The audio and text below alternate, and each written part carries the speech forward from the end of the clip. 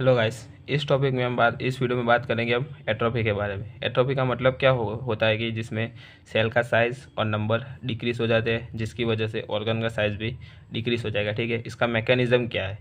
इसमें अगर protein synthesis हमारा सेल का डिक्रीज़ हो जाएगा, या फिर प्रोटीन डिग्रेडेशन इंक्रीज़ हो जाता है, या फिर ऑटोफेजी इंक्रीज़ हो जाती है। ऑटोफेजी मतलब अपने सेल को किल करना। इसकी वजह से भी हमको इन रीजन्स की वजह से हम बॉडी में सेल्स में एट्रोफी देखने को मिलती है।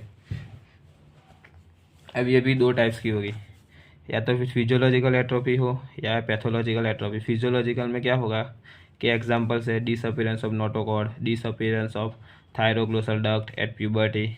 फिर जो मेन एग्जांपल है वो इनवॉल्यूशन ऑफ यूटेरस आफ्टर पार्चुरेशन। ठीक है, डिलीवरी के बाद, पार्चुरेशन के बाद जो यूटेरस का साइज़ है वो डिक्रीज हो जाएगा, वो फिजियोलॉजिकल कंडीशन है। फिर आएगी पैथोलॉजिकल कंडीशन, मतलब किसी डिसीज स्टेट में।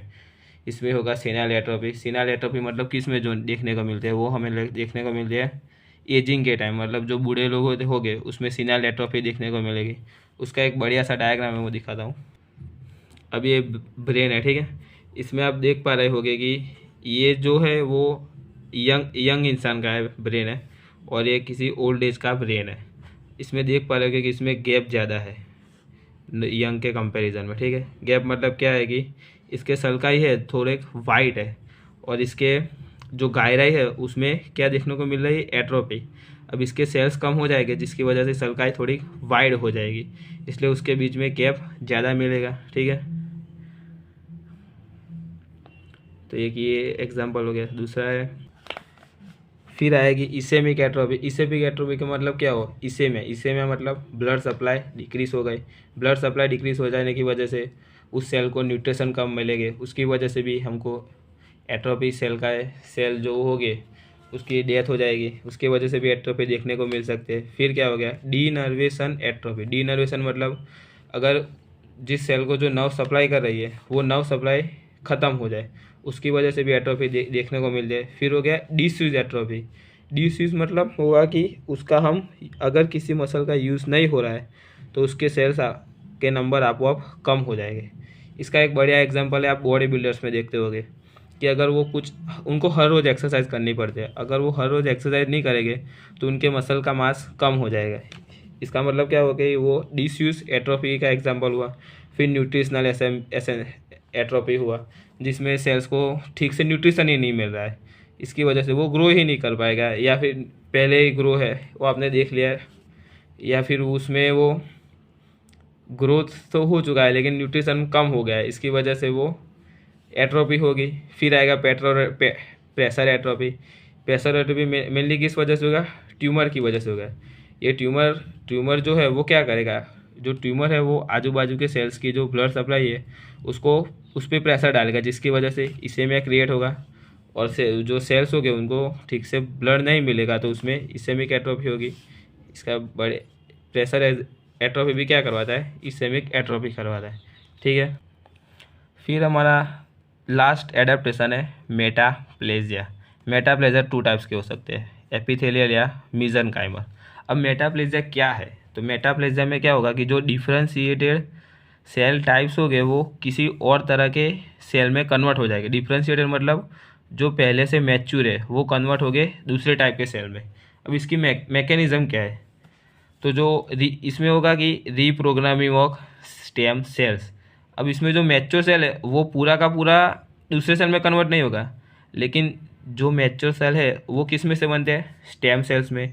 अगर उन्हीं स्टेम सेल्स की रीप्रोग्रामिंग करके वो दूसरे टाइप के सेल्स बनाएंगे। ठीक है, दूसरी मैकेनिज्म में विटामिन ए की डेफिशिएंसी भी हो सकते हैं, उसके कारण भी ये मेटाप्लेजिया देखने को मिल सकता है।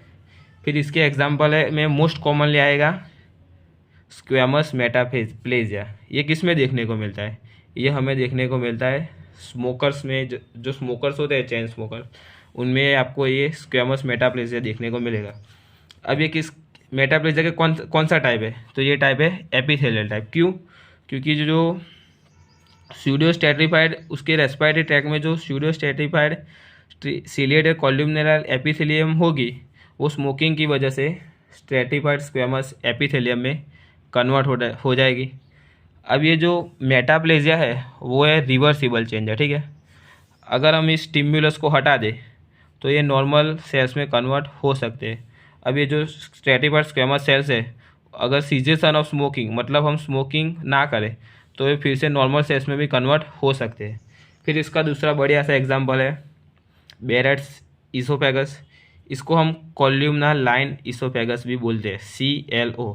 इसमें क्या होता है, जो इसोफेगस का लोअर वाला पार्ट है उसके जो स्ट्रेटिफाइड स्क्वेमस एपिथेलियम होगी वो कन्वर्ट होगी कॉल्यूमनर एपिथेलियम में। इसका मेन स्टिमुलस क्या है, जड़ करके एक सब्सटेंस आता है, वो कॉल्यूमनर में इसको कन्वर्ट करता है। ठीक है, अब आपको कैसे पता चलेगा कि ये बेरेट इसोफेगस है, मतलब इसके सेल्स कॉल्यूमनर में कन्वर्ट हो गए। तो कॉल्यूमनर सेल्स मतलब इसमें इंटेस्टिनल मेटाप्लेजिया और गॉबलेट सेल्स देखने को मिलेगी। गॉबलेट सेल्स है वो एशियन ब्लू स्टेन देता है। क्यों देता है, क्योंकि गॉबलेट सेल्स प्रोड्यूस करता है म्यूसिन नाम के सब्सटेंस को जो एशियन ब्लू स्टेन शो करता है। इसकी वजह से भी आपको पता है, ये चेक करने के लिए कि बेरेट इसोफेगस है कि नहीं है। अब जो बेरेट इसोफेगस है वो किसका रिस्क फैक्टर है, बेरेट इसोफेगस है वो एडिनो कार्सिनोमा ऑफ इसोफेगस भी कॉज कर सकता है अगले सीवियर कंडीशन में। फिर तीसरा टाइप कौन सा था, दूसरा मतलब वैसे ही दूसरा टाइप है मेटाप्लेजिया का, कौन सा दूसरा टाइप में क्या होगा कि मायोसाइटिस ओसिफिकेशन। इसमें कनेक्टिव टिश्यू का मेटाप्लेजिया होगा, मायोसाइटिस ओसिफिकेशन। इसके आप नाम में देख पाओगे, मायो मतलब मसल सेल्स, ओसिफिकेशन मतलब बोन में कन्वर्ट होना। जो मसल सेल्स हो गए वो बोन के सेल्स में कन्वर्ट हो गए, बोन्स के सेल्स है वो कनेक्टिव टिश्यू है, इसलिए हम इसको कनेक्टिव टिश्यू मेटाप्लेजिया भी कहते हैं। तो हमारा जो सेल एडेप्टेशन का टॉपिक था वो इस वीडियो में करते हैं ख़त्म। हमने बात की थी हाइपरट्रॉफी के बारे में, हाइपरप्लाजिया के हमने बात की, हाइपरट्रॉफी, हाइपरप्लाजिया, एट्रॉफी और मेटाप्लेजिया के बारे में। तो गाइस आपको अगर मेरा वीडियोस अच्छा लगता है, मैं नया हूँ यूट्यूब पे इसलिए थोड़ा बोलने में तकलीफ़ होगी, लेकिन अगर मेरा वीडियोस अच्छे लगते हैं तो प्लीज़ लाइक शेयर और सब्सक्राइब करें और मुझे कमेंट में सजेस्ट करें कि मुझे कौन सा कुछ नया ट्राई करना चाहिए कि मैं अच्छे से आप लोगों को समझा पाऊँ। ठीक है guys, bye bye, thank you.